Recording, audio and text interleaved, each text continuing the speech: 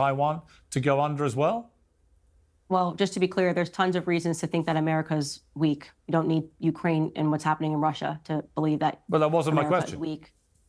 So, but you're pretending that if this doesn't happen, then this might happen, which is ridiculous. Because if you thought America was I think weak, it's all you quite do is look at logical, what actually, to happened in think that China Afghanistan. is watching this thinking, yeah, you know what, maybe America's not up for the fight anymore, because even Americans... Well, I don't know. I think they could have probably deduced that from the way that we pulled out of Afghanistan. I agree with I think that. they need to look at Ukraine. I agree with that. Yeah, we are weak right now. The West is weak right now. And we're weak because we have men that are acting like women. We have journalists that don't have the strength to call out the truth, and they're calling everything a conspiracy theory.